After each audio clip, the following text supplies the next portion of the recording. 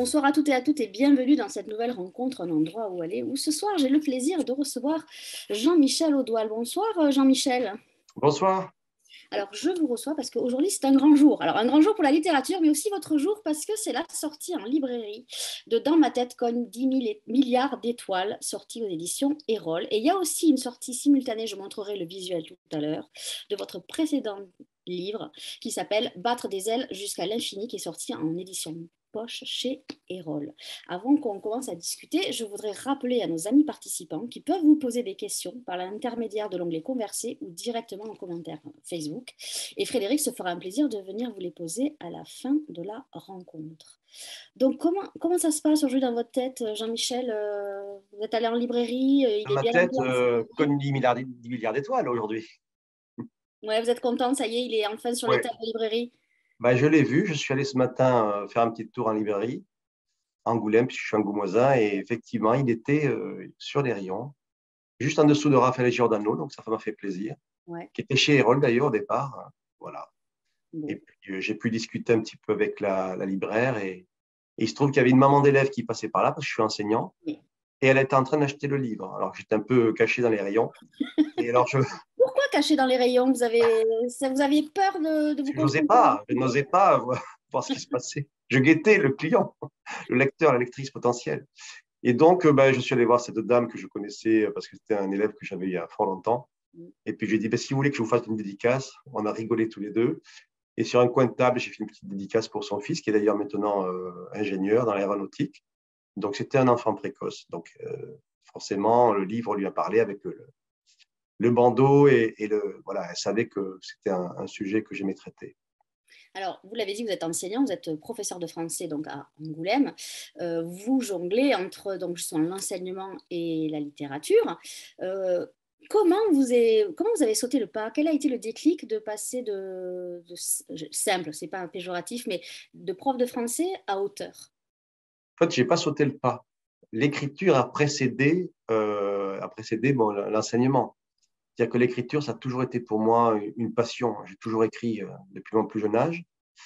Et puis, en fait, peu à peu, bah, voilà, j'ai fait des études au lycée. Et puis, j'aimais bien le français, j'aimais bien le sport. À un moment donné, j'hésitais entre ces Ouais. deux voies. Et puis, je me suis dirigé vers les lettres. Et vous savez bien qu'en lettres, à part être documentaliste, enseignant ou dans une bibliothèque, il n'y a pas énormément de voies. Donc, c'est l'enseignement qui s'est offert à moi. Et puis, je continue à écrire en parallèle. Et puis, en fait, c'est parce que je suis devenu enseignant que bah, j'ai continué à écrire et à me dire que peut-être qu'un jour, je pourrais partager ce que j'écris avec des lectrices et des lecteurs. Est-ce que c'est pas du sport, la littérature, quelque part aussi? Ah oui, ah, c'est un vrai L'endurance, sport. de l'endurance, on va Ah, dire. mais c'est de l'endurance parce que quand on écrit, il y a un premier jet voilà, un premier jet. Moi, je sais que j'ai une écriture assez facile, j'ai toujours des idées. Une fois qu'on a écrit, il faut remettre 100 fois sur l'ouvrage, un métier sur l'ouvrage, et il faut recommencer, corriger régulièrement. D'ailleurs, c'est le travail le plus long, le plus fastidieux parfois, parce qu'on traque les coquilles, les erreurs, et puis on travaille la syntaxe. Et j'ai beau être professeur de lettres, on fait des erreurs, il y a des choses qui sont moins jolies. Moi, je travaille beaucoup avec J'essaie de faire en sorte que mon écriture soit musicale, donc j'ai une sorte de petite musique dans ma tête. Donc quand j'écris, ben, je sens bien quand ça commence, quand il y a un mot en trop, une virgule, une respiration qui ne se fait pas. Oui, c'est un sport parce que comme je suis enseignant, si je veux me mêler tout de front, je me lève tôt le matin pour écrire, des fois très tôt, j'écris et après je m'en vais dispenser mes cours. Et puis alors après l'après-midi ou le soir, je suis pas, non, je sais plus. Là, je corrige des copies ou je me repose. Mais c'est moi, c'est le matin que j'écris. Mais c'est un sport, pour moi, c'est ouais, une activité. Alors, je vais vous faire un exercice pour que tous nos auditeurs comprennent bien. Est-ce que vous pouvez me résumer en une minute, pas plus, l'histoire qu'il y a dans ces quelques pages, la famille Wikowski? Est-ce que vous pouvez nous la présenter rapidement? Oui, je vais essayer de faire, alors une minute, c'est rapide, mais je vais essayer voilà, de respecter le chrono. C'est l'histoire en fait de Théo Wikowski. C'est un jeune garçon à haut potentiel, voilà, qui cherche sa place aussi bien au sein de l'école que de la famille, que de la fratrie, de la société en général, qui regarde le monde avec ses grands yeux écarquillés, qui voit un peu qu'il a qu'il est un peu différent des autres, qui cherche donc sa place. Et, voilà. Et le livre s'articule autour de 3 parties, à vrai dire. Il y a une première partie qui s'intitule Sauter, où là, c'est toute la partie à l'école jusqu'au lycée, alors avec les maîtresses, l'ATSEM qui n'est pas toujours très sympa. Enfin, voilà, là, il y a voilà, il y a des difficultés d'intégration. Puis, il va y avoir un événement qui va vraiment bouleverser sa vie. Je ne vais pas dire exactement lequel parce que je vais spoiler le roman. Et la seconde partie, c'est plonger. Alors, vous imaginez bien que plonger, ben, ce n'est pas très amélioratif. Voilà. Et puis après, une épreuve assez douloureuse où il va se remettre en question, enfin, et voir le monde un peu différemment. Et peut-être sortir aussi de son ego. On va s'occuper un peu moins de Théo et peut-être un peu plus de ses frères. J'en dis pas plus. Et il va y avoir la partie qui s'intitule Voler, où là, c'est carrément la renaissance et il va vouloir devenir astrophysicien ou astronaute. C'est pour ça que je parle des étoiles, bien évidemment, dans ce titre. Et il va rencontrer un véritable ami avec qui il va s'entendre, un copain de précocité, on va dire, un surdoué comme lui, mais là, c'est un surdoué de la musique, des maths. C'est un peu différent de Théo, mais ils vont être complémentaires. Et voilà, et le livre, c'est une bulle d'espoir à la fin, après les moments un Alors, peu durs. sur le livre, il y a un bandeau, il y a marqué itinéraire d'un enfant précoce. Euh, c'est quoi accompagner des enfants précoces concrètement? Parce que je crois savoir que vous le faites au sein Oui, du lycée où vous exercez. C'est quoi concrètement? Ça consiste en quoi? c'est essayer de répondre à leurs attentes autant que peut se faire, c'est-à-dire essayer d'assouvir un peu cette curiosité foisonnante, hein, intellectuelle, leur acuité intellectuelle, qui est assez lumineuse, et c'est essayer de se mettre à leur portée, essayer de les comprendre. Mais comprendre, ça veut dire aussi peut-être parfois adopter des stratégies dans l'enseignement, dans la pédagogie.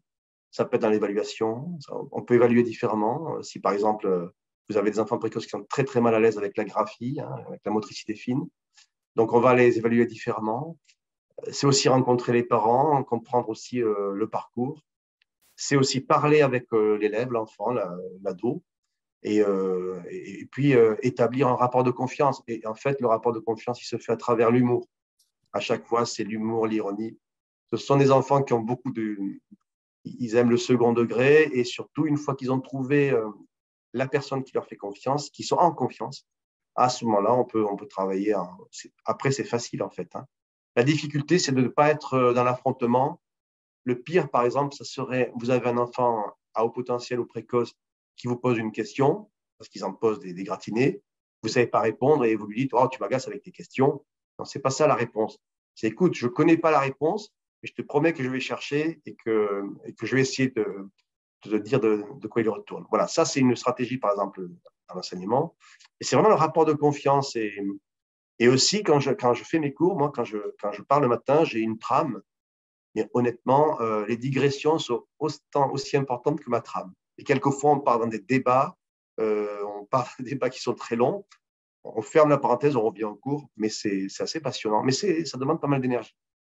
Alors, Théo, au début du livre, il a 5 ans et demi. Oui, Il a quand même une phrase terrible au tout début. Il dit l'école, c'est le début de l'enfermement. Ça commence fort. Est-ce que c'est une phrase normale d'un enfant de 5 ans et demi, ça? ben, c'est une phrase d'un garçon qui a 5 ans et demi et qui résonne comme un garçon de 14 ans. Et c'est pour ça que, justement, il faut être vigilant quand on est professeur d'école ou enseignant. Alors, il faut mesurer aussi cette chose, c'est-à-dire, en fait, on a un enfant qui a 5 ans et demi, qui peut raisonner à des moments comme un garçon de 14 ans, voire de 15 ans, comme un adulte, mais qui va aller jouer au Pokémon dans la cour 10 minutes après ou à d'autres jeux, et qui va redevenir l'enfant qu'il est de 5 ans et demi. Il ne sait pas faire ses lacets, il perd tout ce qu'il a, ses affaires, sa trousse.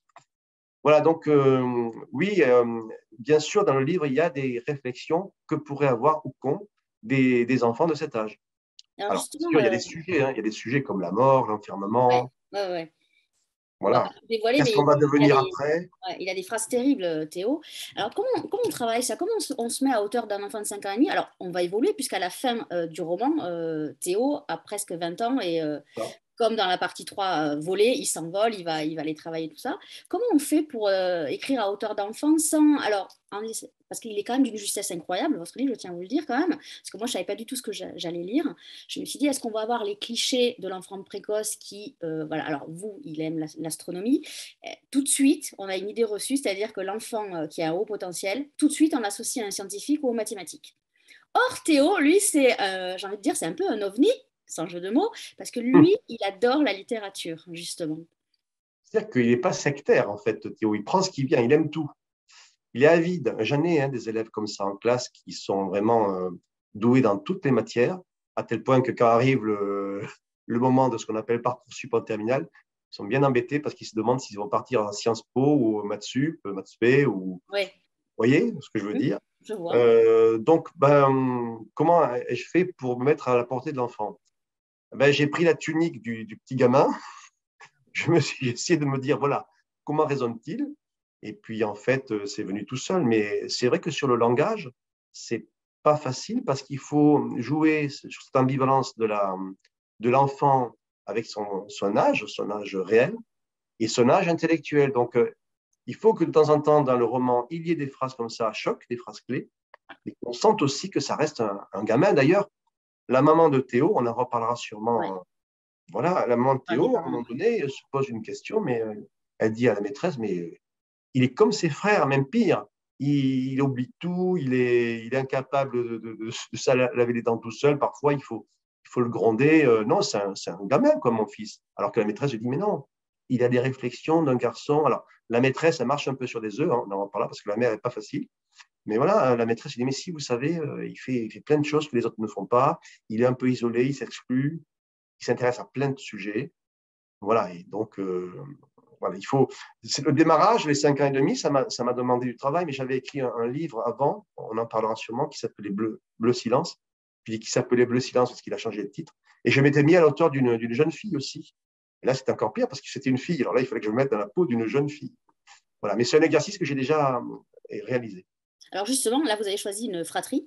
Est-ce que ça aurait pu être de garçons? Est-ce que ça aurait pu être des filles? En fait, je n'y ai pas pensé. Vous savez, quand on écrit, il y a des personnages qui arrivent. Et ce sont des garçons qui me sont venus à l'esprit, mais je crois que c'était pour montrer aussi que je voulais des garçons un peu brutaux. Je Oui, voulais des garçons, un peu des sales gosses, excusez-moi de l'expression, mais les deux frères. Et à côté de ça, Théo, c'est le gentil garçon, c'est qui fait tout bien comme il faut, qui réussit à l'école, qui est dans sa chambre tranquillement. Et les garçons, les frères, c'est le foot, c'est les bagarres. Et donc, je voulais montrer qu'on peut être aussi un enfant à haut potentiel dans une famille classique, j'allais dire, où il y a d'autres enfants qui sont, voilà, qui peuvent avoir même des difficultés à l'école, voilà, qui travaillent normalement, je dirais. Sauf que là, on a un ovni, ouais, vous l'avez dit, c'est un mot qui est intéressant, c'est que là, les parents ils disent, mais voilà, on a ce garçon, mais après, c'est vrai que les parents arrivent à faire la part des choses, malgré tout. alors justement, on va revenir aux parents. Il y a une scène, une première scène, moi, qui m'a frappée dans ce livre. C'est justement quand la maîtresse convoque les parents, et notamment la mère de Théo. Donc Théo, c'est le plus petit, hein. Son C'est aîné, le petit. c'est Maxence, il y a Lucas et Théo. Et Oui. il faut lui dire que justement, elle a repéré qu'il avait un potentiel par rapport aux autres. Et elle ne comprend pas. Et elle se demande pourquoi on veut lui faire sauter une classe, qu'après, il va traîner ça, il va pas être à sa place. Cette scène, elle est quand même Hmm. bien foutue, j'ai envie de dire. Moi aussi, je parle mal, vous voyez. Mais on Non, a non, l'impression, nous, lecteurs, qu'on est aussi dans cette salle de classe et qu'on assiste à ouais. une scène qu'on... Mais elle est... Là, je vous dirais que j'ai envie de vous dire, j'ai pas de mérite. J'ai pas de mérite parce que comme je suis enseignant et que j'ai reçu des tas de fois en tant que professeur principal des parents, euh, et aussi que j'assistais à des tas de conseils de classe, vous avez la querelle des anciens et des modernes, hein, Hmm. parce qu'il ne faut pas croire que tous les professeurs comprennent le sujet, même quand ils sont dans un établissement qui est censé traiter ce sujet ou accompagner des enfants. Et donc, oui, il m'est arrivé de voir des parents qui sont totalement désemparés. Et alors, vous avez plusieurs sortes de parents. Vous avez des parents pour qui ça flatte leur ego. Votre enfant est un surdoué. Alors là, ils sont très contents de l'entendre. Parfois, ils vous le disent avant que vous leur disiez, hein. Ça, c'est particulier. Donc là, vous ne faites que dire oui, c'est vrai. Et encore. Et parfois, vous avez des parents, alors là, c'est l'autre cas de figure, qui tombent des nues et puis qui ne veulent pas admettre voilà, la chose et qui vous disent, mais non, sauter une classe, mais vous ne vous rendez pas compte ce que ça va faire. À son âge, c'est beaucoup trop tôt, ben, justement, il était incapable de faire plein de choses à la maison. Donc oui, c'est une scène, j'espère, oui, réaliste, Très hyper réaliste. réaliste. Et la mère, elle monte sur ses ergots. D'ailleurs, dans mon roman, je l'appelle souvent la reine mère ou l'impératrice. Hein, elle a Ouais. ce titre. Elle est, la mère à la maison, c'est celle qui gère la communauté. Hein. Il y a trois garçons et le papa, qui lui est très discret. D'ailleurs, Très... Théo, il a une bonne définition. Sa mère, il l'appelle la chef de meute.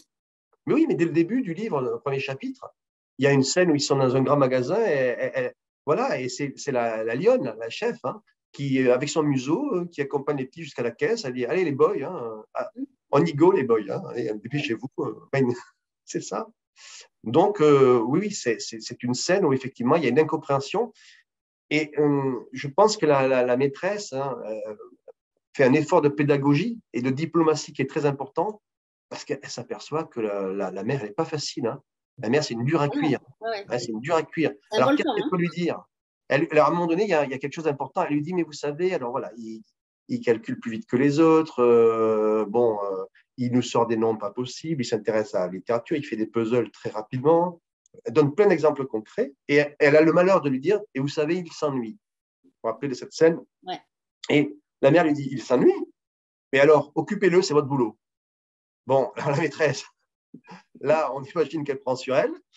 Elle lui dit, mais c'est ce que je fais, Madame Bikowski. Et après, elle dit, écoutez, à la maison, il s'ennuie, c'est quelque chose de tout à fait naturel.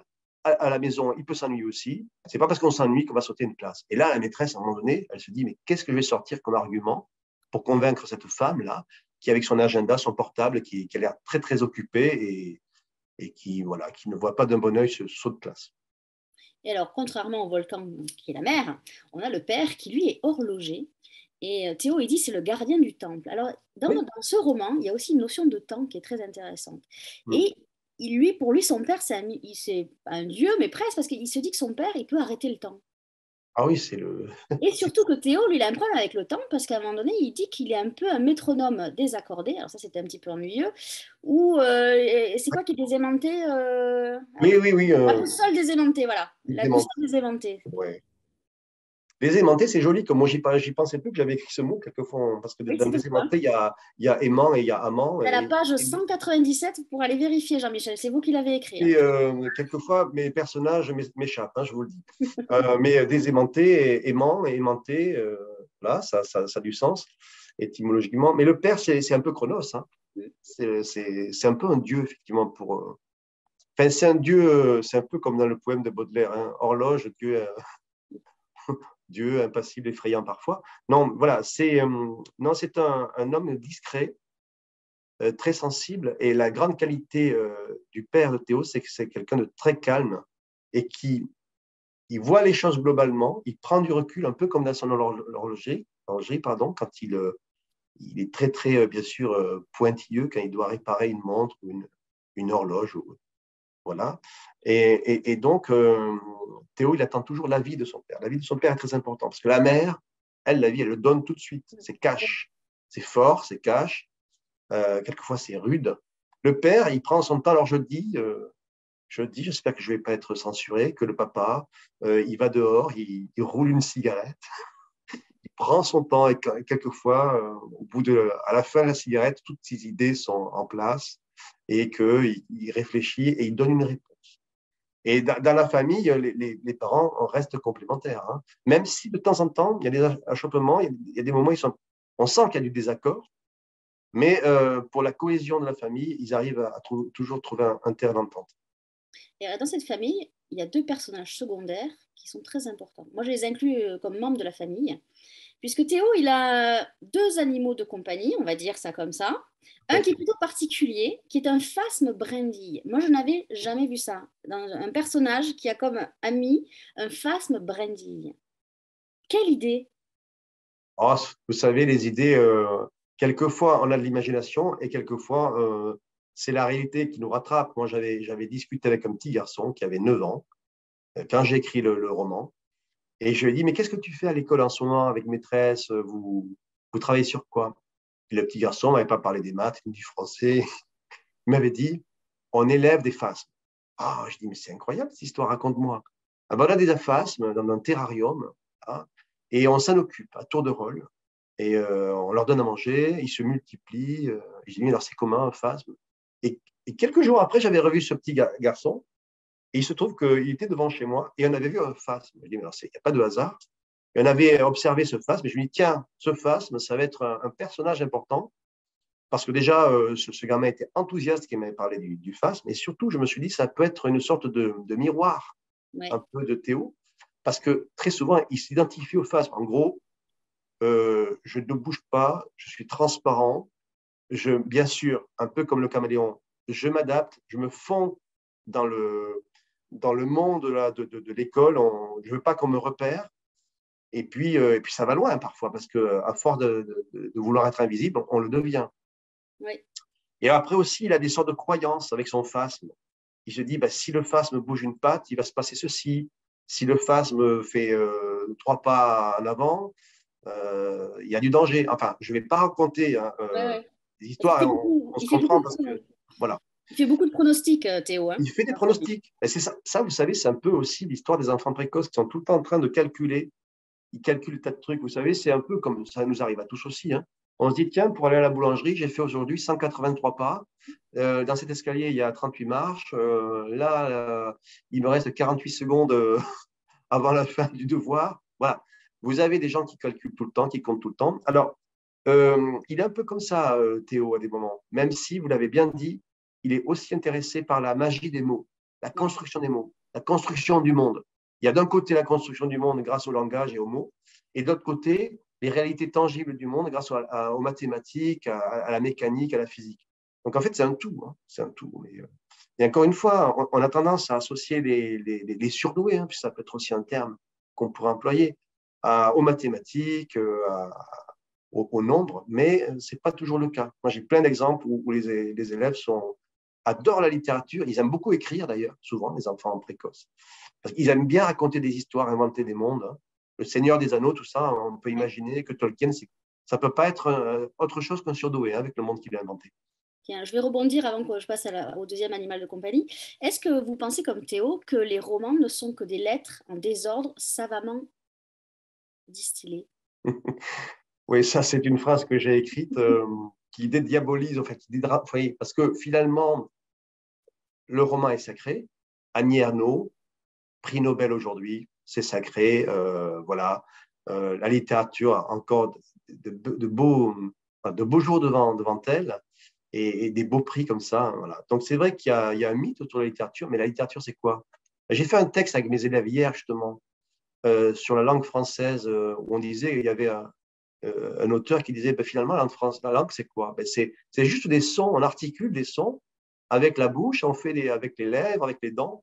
C'est que ça. Et c'est aussi la littérature, ce sont des mots avant tout. Et avant de faire des mots, il y a des lettres. Et c'est un ensemble, une combinaison, c'est une alchimie en fait. Alors, je pense que la différence entre un petit texte écrit juste comme ça, voilà, pour envoyer un courrier et une œuvre, hein, ben c'est que les mots, au bout d'un moment, ce sont des mots qui ont une véritable poésie entre eux. C'est une combinaison fantastique. Vous voyez, c'est la combinaison des fluides et c'est la belle alchimie qui fait la littérature. Mais au départ, ça reste des lettres. Parfait. Donc, je vais revenir sur le deuxième animal de compagnie qui a une place importante. C'est Flash. Flash, c'est un setter Gordon. Alors, est-ce que Flash Gordon, est-ce qu'il y a un jeu de mots, j'imagine aussi? Oui, oui, ben, vous savez, hein, on peut toujours faire des Voilà. associations, mais vous avez raison, il est rapide, hein, Flash. Hein. Ouais, Vous savez, voilà. c'est un Gordon, c'est des chiens de chasse. Ça court tout le temps. Hein. Le Gordon, c'est un des chiens de chasse les plus endurants. Et Ouais. c'est le cas hein, chez Flash. Hein. Il est endurant, mais Flash, il est plus qu'endurant. Il est là, dans la, Il a dans un la rôle famille. important, ce chien. Ouais, dans la famille, c'est le lien. Et il y a une deuxième scène qui, moi, m'a beaucoup touchée. Je vous l'ai expliqué quand on en a parlé. Et cette scène est incroyable. C'est, bon, alors, malheureusement, c'est la mort du chien, qui est à la fin du livre. Et finalement, le chien, on s'aperçoit qu'il y a un lien entre ces garçons, même les plus durs, vous avez dit, les plus bourrins, voilà, finalement, ils ont un cœur et ça va les bousculer. Et ce chien, finalement, il avait un langage avec eux. Et là, ils ne vont plus avoir de repères. Mais seulement, ça va ressouder aussi la famille. Le langage des fleurs et des choses muettes, disait Baudelaire. On y revient. Oui, c'est le lien. Hein. Flash, c'est le lien absolu. Hein. effectivement, c'est le… Si vous voulez, vous avez bien vu que dans ce roman, on est dans une fratrie de 3 garçons. J'ai dit dans notre conversation que parfois ils étaient un peu abrupts, un peu brutaux. Et forcément, des garçons, on imagine, ils se disputent, hein. C'est la castagne, hein. D'ailleurs, dès le début du livre, je dis, ils se Oui, donnent des coups de poing dans le ventre en silence. C'est leur spécialité. Les deux, Max et Lucas, parce que Théo, il n'est pas comme ça. Lui il essaye voilà, de se parer des coups. Mais effectivement, par contre, le chien, c'est la plaque tournante. C'est-à-dire que le chien, il est tout le temps là, lui, peu importe s'il y a des orages, des tempêtes dans la maison ou des éclaircies. Le chien, lui, vous savez, les chiens sont… L'amour d'un chien, il est indéfectible, hein. Quand vous êtes, que vous soyez de mauvaise humeur ou de bonne humeur, le chien, lui, il est toujours pareil. Et ça, c'est extraordinaire parce qu'il capte nos humeurs. Et donc, oui, Flash, il est très important au sein de cette famille. C'est un lien infrangible entre la famille, effectivement, bien sûr, quand il y a la mort du chien. Et je vais vous avouer quelque chose, je n'avais pas prévu la mort du chien. vous Et avez bien c'était fait de la rajouter, hein. parce que moi, ce chien, j'aurais voulu le faire, vous voyez, j'aurais voulu qu'il vive 30 ans.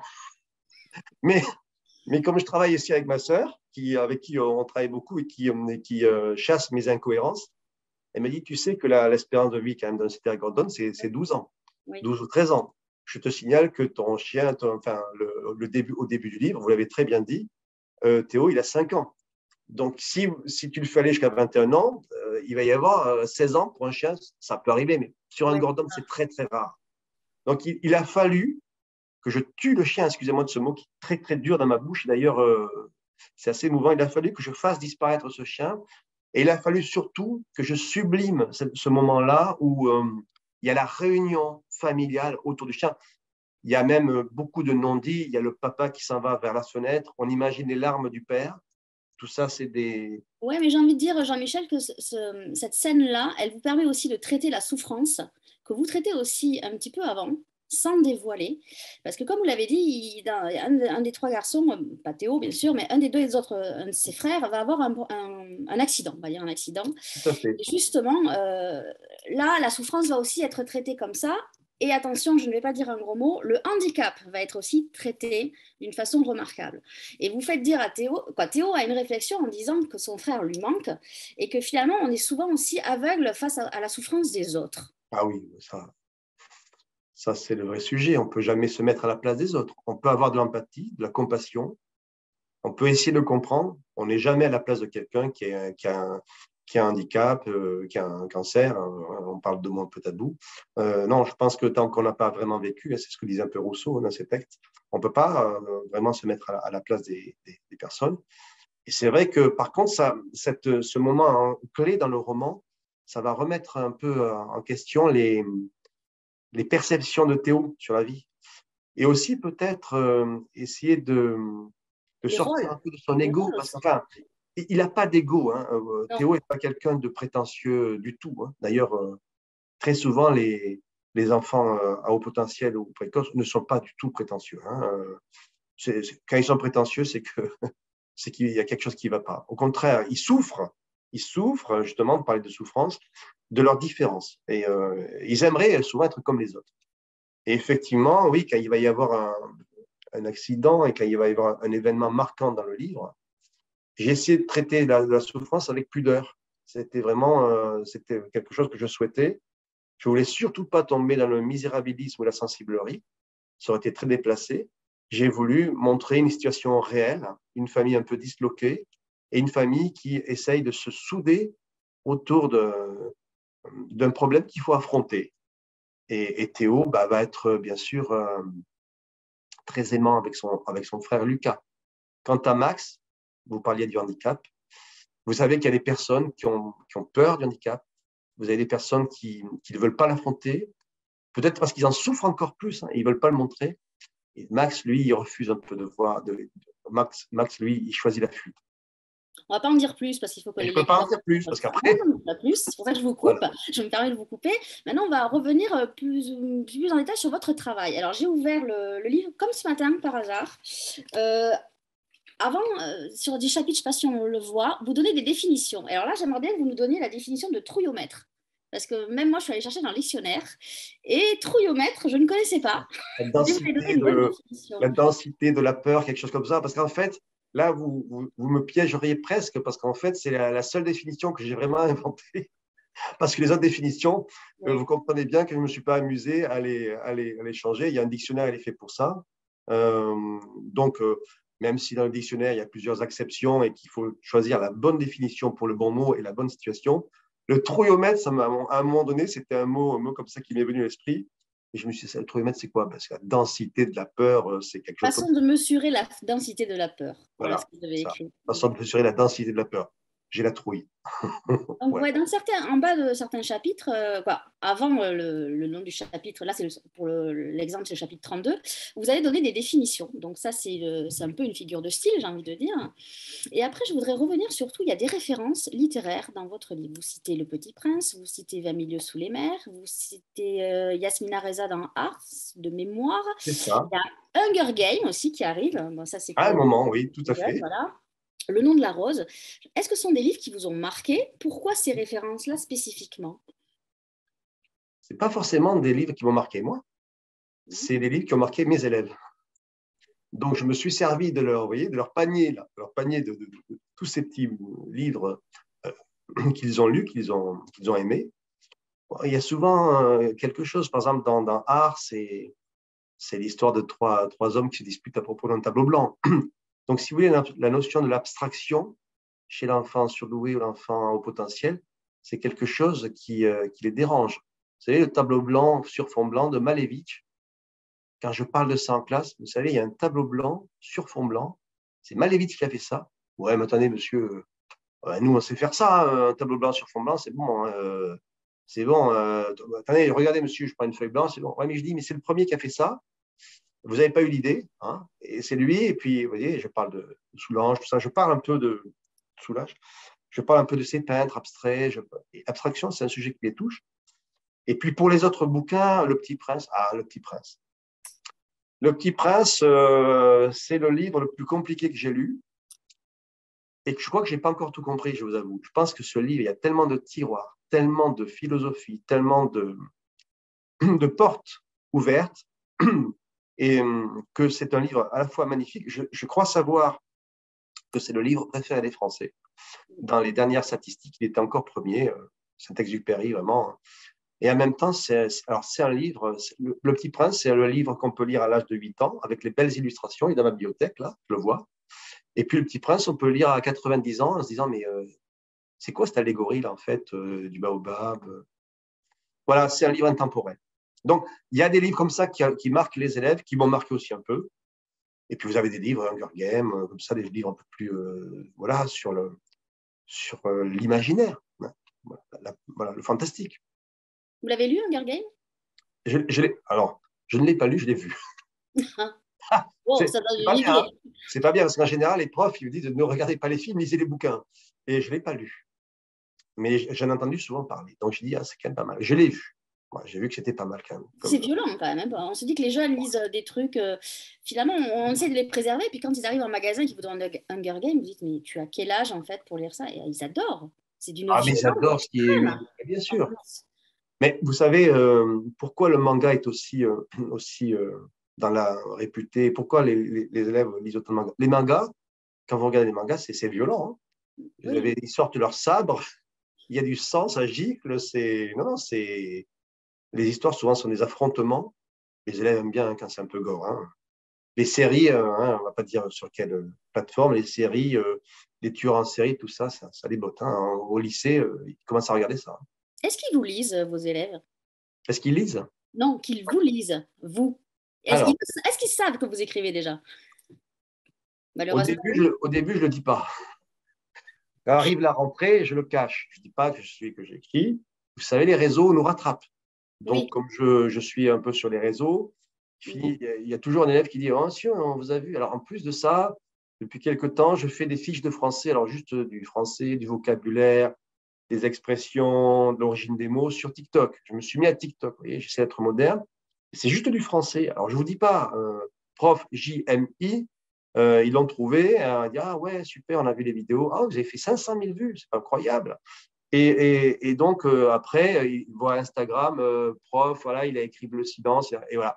Et bien sûr, après, au bout de, voilà, ça y est, j'étais démasqué là, vous voyez, on est en octobre, ça y est, j'étais démasqué. Alors là, par contre, ils ont su que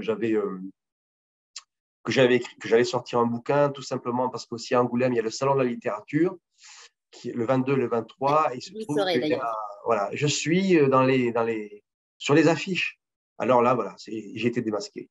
Donc après, il n'y a plus de tabou, on en parle en classe, ils achètent le bouquin très souvent, sûrement pour me faire plaisir au départ, ils le lisent, et puis très souvent, ils aiment. Alors, je ne sais pas, ils aiment parce que ce sont des histoires qui leur parlent, surtout quand on est en quatrième, troisième, seconde, première. C'est vraiment une cible, vraiment, mais je pense que mes romans peuvent être lus par des adultes et les enfants de façon alors différenciée, bien sûr, hein. On n'a pas les mêmes lectures, mais ça leur plaît. Donc voilà, je sais que là, par exemple, je vais à la Carcassonne maternatale en mois de février parce qu'il y a un professeur qui a décidé d'étudier Bleu Silence en classe avec ses élèves. Donc Alors, je vais. je vais le montrer, le livre. Alors, il a changé de. Il est en poche, il est sorti aujourd'hui Ouais, aussi. Et il a voilà, changé de titre. Le voilà. voilà, battre des ailes jusqu'à l'infini. C'est un peu plus positif. C'est-à-dire que là, on a envie de s'envoler un petit peu. Et il y a Alexandre Jardin qui a fait voilà, un petit coup de pouce là, avec un joli bandeau.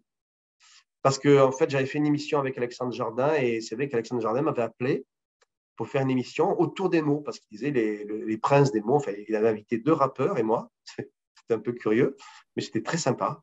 Et donc, on a fait une émission autour des mots. Et puis voilà. Et donc, le livre a changé, a fait peau neuve, il a changé de titre, parce qu'on a voulu lui donner un second souffle, voilà, parce il a pas mal plu. Et on avait une autre attente, peut-être commerciale. Et vous savez, quelquefois, il y a des coups marketing, tout ça. On essaye un petit peu voilà, de lui donner une seconde vie. Vous aimez bien les titres longs, parce que dans ma tête cognent des milliards d'étoiles, battre les ailes jusqu'à l'infini. Mais au départ, c'était Bleu Silence, il était plus court.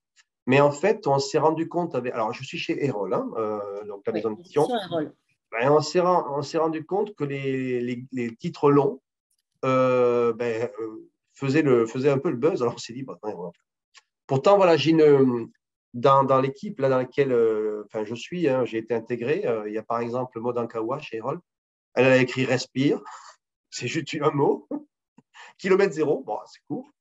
Mais après, il y a ta deuxième vie commence quand tu comprends que tu n'en as qu'une. Ça, c'est beaucoup plus long déjà. Voilà, voilà, c'est des titres un peu longs. Et d'ailleurs, je suis bien embêté parfois quand on me dit, vous allez peut-être me poser la question, est-ce que vous pouvez m'expliquer le titre? Le temps que j'explique le titre, il faut 10 minutes. Ah ben, moi, je peux l'expliquer à votre place. Moi, je peux faire une analyse. Théo, il adore l'astronomie. D'ailleurs, il va avoir un télescope pour son anniversaire. Donc, on imagine. Et puis, il veut aller, comme beaucoup de petits garçons, peut-être les filles un peu moins, sur la Lune, tout simplement, parce qu'il a une passion pour les étoiles. Et que les étoiles, bah, d'ailleurs, Flash deviennent étoiles aussi, quelque part. Je le dis. Étoile filante. Mhm. C'est vrai, c'est vrai. Il y en a des étoiles dans le ciel qui nous regardent souvent. Oui, oui, bah, effectivement, oui, oui, mais au début du livre, il est dans la Lune, Mm. très Aussi. souvent. Ouais. Et puis un jour, il veut aller dans la Lune, peut-être pour savoir ce qu'il y a dans sa tête, Mais est-ce qu'il finalement. est vraiment dans la Lune ou est-ce qu'il est dans son monde? Parce que Non, il est dans c'est son monde. étonnant. Voilà. Là, j'ai voulu faire un jeu de mots, mais ça marche pas. Il est Pas dans avec son moi, pas avec moi. Pas avec vous, je vous vois là aussi. Non, non, mais il est un peu dans la Lune quelquefois, hein, quand il regarde le phasme pendant des heures dans le terrarium. Imaginez son frère, là, celui qui joue au foot, là, de façon un peu qui casse les vitres, là, lui, il ferait pas comme ça. Mm. Mais vous avez raison, hein, c'est plus dans son monde, il est dans sa tête, voilà. Hein. Et alors, pour revenir au titre, dans ma tête cogne 10 milliards d'étoiles, le mot central c'est cogne, hein, et en plus cogne, ça cogne un peu. C'est un peu de la synesthésie, vous savez, parce que le cogne, c'est à la fois la tête, mais aussi c'est le cœur qui cogne. Chez les enfants et les enfants précoces, à haut potentiel, surdoués, c'est sûr que le cœur et la tête, ils vont de pair ils vont de pair parce que ce sont des enfants qui sont hypersensibles, on pourra en parler. Et souvent, il y a justement, ils sont cérébraux, ils réfléchissent beaucoup, mais quelquefois le cœur a ses raisons que la raison ignore. On a oublié de parler. Il y a beaucoup de musique aussi dans ce livre, puisque Théo, il a un copain qui s'appelle Iskander. Je ne sais pas si je le Ouais, prononce bien, je ne sais pas comment on peut le prononcer. ça Iskander, c'est parfait. Voilà, qui fait de la musique. Donc la musique aussi a une place importante dans ce livre. Et oui, mais vous savez, je n'ai rien inventé en fait, hein. C'est pas un documentaire, hein, mon roman, parce que c'est Ah quand même. non, c'est un vrai roman, il y a de la fiction, ça, C'est vraiment, je suis voilà, témoin, hein. C'est vraiment une belle histoire et non, non, c'est pas un documentaire. une histoire. Mais par contre, je dois vous avouer que j'avais un élève, alors ils le savent, hein, puisque je leur ai offert mon roman, et d'ailleurs, je leur ai dédié. J'ai eu un élève qui s'appelait Théo, et un élève qui s'appelle Iskander. Voilà, je n'ai pas inventé les prénoms. Et Théo, est actuellement, il a bac+5, il est en train de travailler sur des missions. Alors, je pense il va finir par aller dans les étoiles, hein, parce qu'il est, voilà, il a fait les études pour ça. Enfin, il est en plein dedans. Et Iskander, qui fait des études, alors, je ne sais jamais si c'est Polytechnique ou quelque chose avoisinant. Alors, lui, c'est un fondu de musique. Et il y a l'école et il y a aussi la musique. Et donc, Iskander, voilà, je voulais aussi mettre un peu de. Vous savez, vous avez dit quelque chose d'intéressant. Vous avez dit, oh ben voilà, les précoces, tout ça, c'est les maths. Non, ben justement, regardez, Iskander, c'est La un de musique. mes élèves que j'ai eu. Il fait des études, il a fait maths sup, d'aspect, il a fait les grandes écoles voilà, de maths, mais c'est un fondu d'art et de musique. Donc, en fait, ce qu'il faut voir aussi, c'est que ce sont des enfants qui sont curieux de tout. Ils aiment la vie, en fait, hein. Ils aiment la vie, ils aiment découvrir. Donc la musique, forcément, ça aussi, hein, c'est souvent une passion magnifique. Et mon élève, Iskander, fait des parties de grands concerts aujourd'hui, alors qu'il n'a que 2 ans, 2 ans et demi d'avance quand je l'avais en classe, hein. Vous voyez un peu le genre de spécimen. Il sera content que je le traite de spécimen. Voilà, aujourd'hui, voilà, il perce, il est en train de percer, quoi. Avant que je laisse la parole à Frédéric, je voudrais juste dire un mot. Ce sont les exergues. Vous avez choisi Garcia Lorca et Oscar Wilde. Donc c'est étonnant d'avoir ces deux auteurs en exergue sur un roman comme ça. Est-ce que c'était parce que ce sont des auteurs qui vous ont marqué? Citoyen du monde. Il fallait un peu d'espagnol, un peu d'anglais. Oui, citoyen du monde. Lorca, parce qu'il y avait une phrase qui parlait des étoiles et qui était vraiment bien sentie. Et puis, il y avait un côté très poétique, c'est un début, c'est un poème. Et ouais, c'était une phrase un peu, vous savez, c'était une sorte de calembour très sympa, où justement, si on n'arrive pas dans la lune, au moins on arrive dans les étoiles, quelque chose comme ça, de mémoire. Et donc, c'était quelque chose de positif, parce qu'il faut que le roman, il finit par la partie volée. Et donc, voler, c'est vraiment l'envol, hein, de cet élève, de cet enfant qui va réussir sûrement sa vie, mais surtout qui va s'accepter. Parce que être un enfant à haut potentiel, euh, c'est sympa, mais il y a beaucoup de moments difficiles aussi de solitude, hein. Donc, parce qu'on n'est pas toujours compris des autres. Donc là, il va s'accepter comme il est et il va aller vers sa vocation, qui est l'astronomie, voilà, les étoiles. Voilà. Un monde, en fait, oui, c'est le monde de l'inconnu, parce que, en fait, c'est toujours pareil avec les enfants précoces. Vous avez cette idée d'essayer de comprendre justement qui n'est pas du domaine du tangible. C'est pour ça que quand ils ont 3 4 ans, ils vous disent, mais est-ce qu'on va mourir? Les parents, là, il y a des questions comme ça qui sont des questions qui font peur à cet âge. Alors, vous me direz, il y a beaucoup d'enfants qui posent ce genre de questions, mais eux, ils les posent très tôt et ils sont très angoissés par cette idée. Est-ce que vous allez mourir en tant que parent? Bon, on va Voilà. voir avec les questions du public. On va voir si vous avez peur des questions du public, vous. Est-ce que j'ai peur des questions du public? Oh Il y a non, on ne peut pas toujours une avoir peur des appréhension. questions du public, c'est la curiosité. Mais alors justement, il y a une question qui est vraiment très importante parce que c'est une question de Corinne. Et souvent, ceux qui sont loin de ces enfants ou qui n'en ont pas autour d'eux, qui n'en ont pas rencontré, elles demandent, un enfant à haut potentiel n'est-il pas tout simplement un enfant intelligent? Quelle serait la différence entre un haut potentiel et un enfant intelligent? Je crois que c'est vraiment important de préciser que ça n'a rien à voir. Ah oui, c'est une très bonne question. Après, je suis incapable de vous donner une définition de l'intelligence, parce que c'est une notion qui est philosophique, à mon avis, qui est difficile à appréhender. En revanche, par exemple, je vais vous donner des exemples concrets.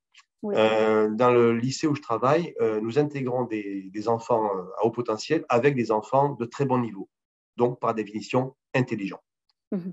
Quelle est la différence? Eh bien, si vous voulez, la différence, c'est un petit peu dans la réactivité, dans l'acuité intellectuelle. C'est-à-dire qu'en fait, un enfant intelligent, c'est un enfant qui a des connaissances, qui pige très vite et qui applique. L'enfant à haut potentiel, il pige très vite, même trop vite, un peu trop vite. Il est dans la réactivité, mais il va parfois se détourner du chemin. Vous comprenez? Si on lui dit qu'il faut aller sur ce chemin-là, lui va dire, mais moi, je préfère prendre le chemin parallèle. Il ne va pas appliquer la règle. Il va dire, ben, vous voyez, par exemple, j'avais des enfants surdoués qui jouent aux échecs, voilà, au CDI où j'étais quand j'étais au collège. Mais eux, ils avaient dit, ben non, mais attendez, moi, on ne va pas jouer aux échecs, on va mettre que des dames. Les pions seront des dames, toutes les pièces seront des dames. On ne jouera qu'avec des dames. Voilà, alors, ils auraient pu jouer aux échecs comme tout le monde. Mais non, eux, ils avaient décidé de détourner le jeu d'échecs. Et il n'y avait que ces deux enfants, qui étaient tous les deux des enfants potentiels, qui jouaient comme ça. Parce que quand ils jouaient avec un autre élève de leur classe, ils disaient, non, on ne va pas jouer qu'avec des dames, on va jouer avec le jeu normal. Donc oui, vous savez, il y a cette question de comment je peux aussi me faufiler ailleurs que sur le droit chemin parfois. Oui. Peut-être qu'on peut rappeler aussi qu'il y a deux formes qu'identifient les parents, par exemple. C'est facilement identifiable. Soit vous avez un enfant qui a 20, 19 de la maternelle jusqu'à la terminale, on va dire. Hein, ils sont bons en tout. Soit ils sont nuls. Nuls à l'école, parce qu'en fait, complètement ascolaires, complètement contrôlants. Par contre, ils sont capables de refaire toute l'électricité chez vous. Voilà, c'est vraiment très différent d'un enfant intelligent, avec une espèce de sensibilité absolument décuplée. J'allais rebondir sur le mot que vous venez d'employer. Si vous voulez, il y a aussi une autre notion. Être, par exemple, dans le système scolaire, c'est forcément être avec l'enseignant. Oui. on coopère. Et les enfants précoces, surdoués, on les appellera comme on voudra, ils travaillent à l'affect. Donc, en fait, vous allez avoir un gamin qui va avoir 18 de moyenne en maths parce qu'ils adorent leur prof de maths, qui est un gars sympa, qui a de l'humour, qui est rigolo. Hein, et l'année d'après, ils ont un prof de maths avec la blouse blanche hyper rigoureux qui leur laisse rien passer. Et là, ils n'ont pas 14, comme vous disiez, ils ont 3 parce qu'ils ont décidé de boycotter le cours de maths. Parce qu'en fait, ils estiment que l'enseignant, le pédagogue en face d'eux, n'est pas à la hauteur de ce qu'ils attendent. Parce qu'ils attendent aussi de l'humanité. Et donc, un enfant intelligent, les parents vont leur dire, c'est comme ça, c'est la société, il faut que tu fasses avec, que le prof soit sympa ou pas sympa, tu dois avoir des bonnes notes parce que tu dois faire de grandes études, être médecin. Mais ça, vous ne pouvez pas le dire à un enfant au potentiel parce que lui, il va faire ce qu'il veut. Et s'il estime que la personne qu'il a en face n'est pas une personne digne de ce nom pour lui, s'il ne la trouve pas sympathique, à ce moment-là, il est capable de se faire un harakiri. Hein. Moi, j'ai connu en tant que prof principal des élèves qui rendaient des copies blanches. Mais quand je allais les voir, j'ai dit, mais pourquoi tu n'as rien rendu? Oh, mais il m'énerve, le prof. Oui, il y a une espèce de… J'ai dit, mais tu te rends compte, je vais avoir 0. Ouais. Ben oui, chose ingérable dans la sensibilité qui est vraiment très, très… qui est vraiment décuplée.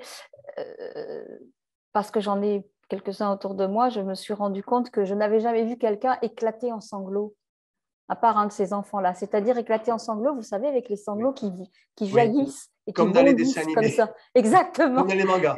Exactement. Ouais. Mais là, vous voyez, c'est parce qu'il y a le trop-plein qui a été gardé. C'est ça. Là, vous avez un gamin qui a tout gardé pour lui. Il y a vraiment c'est le bombe à retardement, il explose.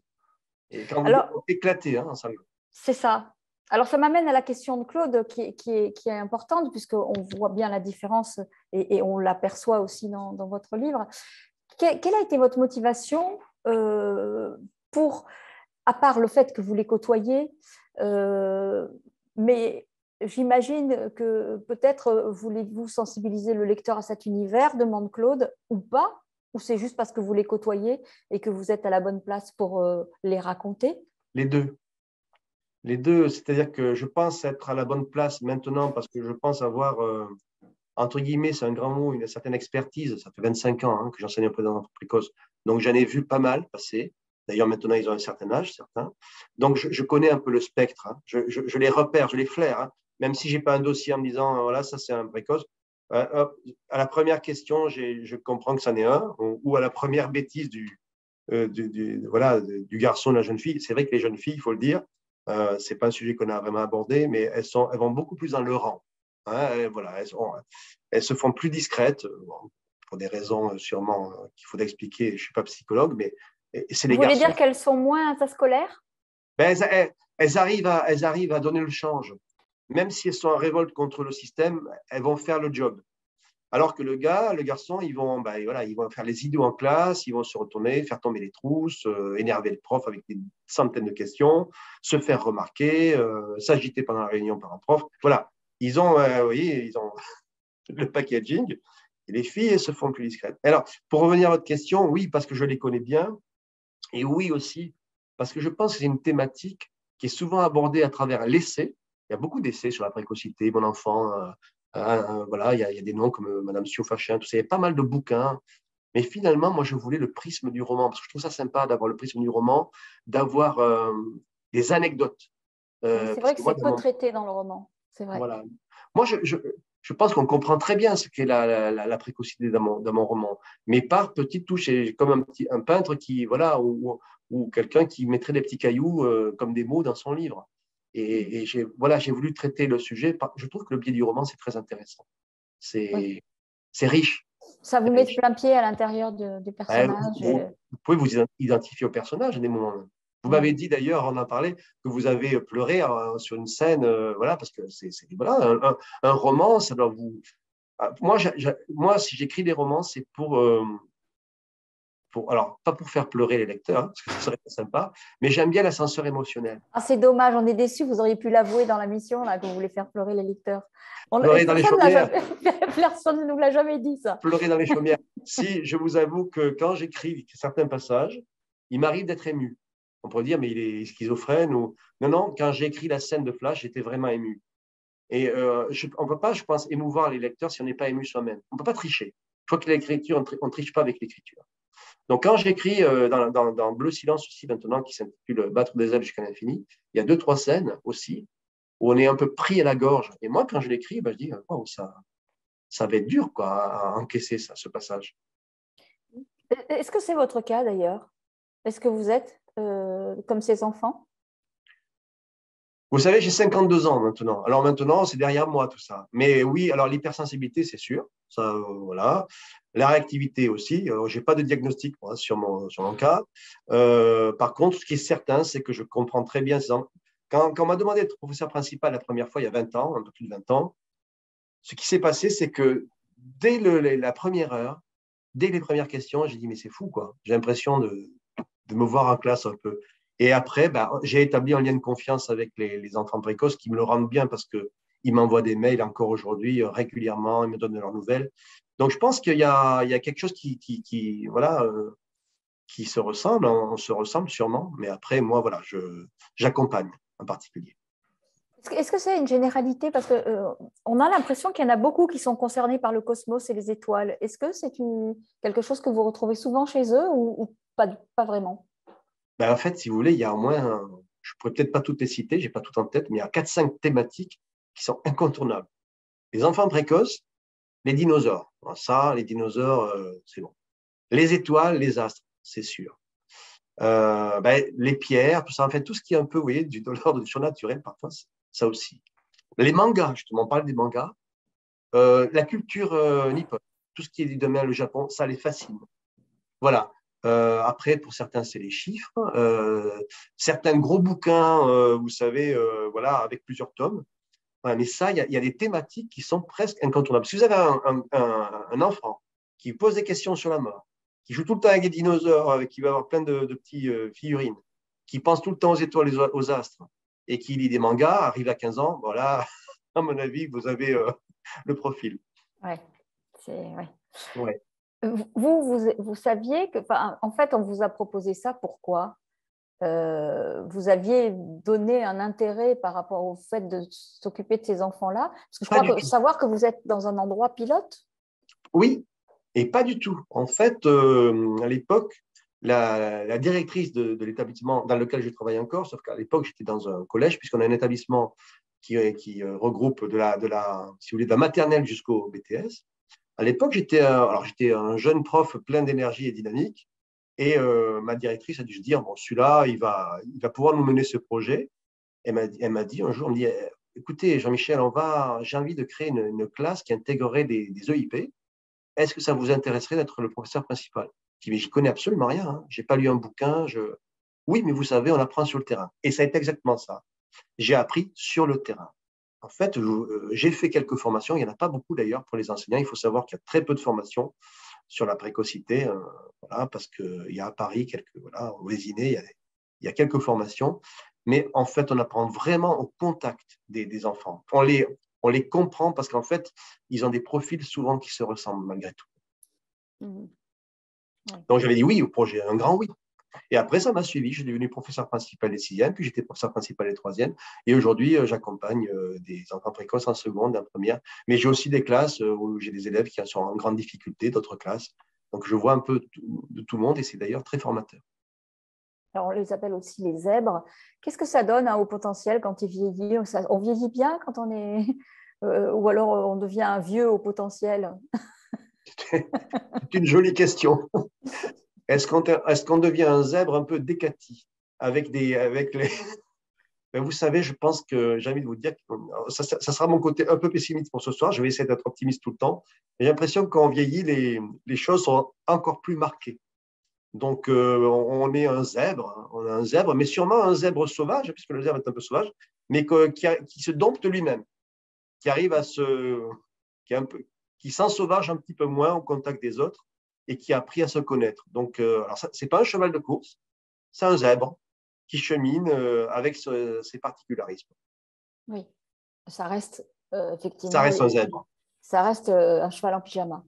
Ah, ça reste un cheval en pyjama. Et on lui monte pas sur la selle. On C'est l'amène ça. pas où on veut.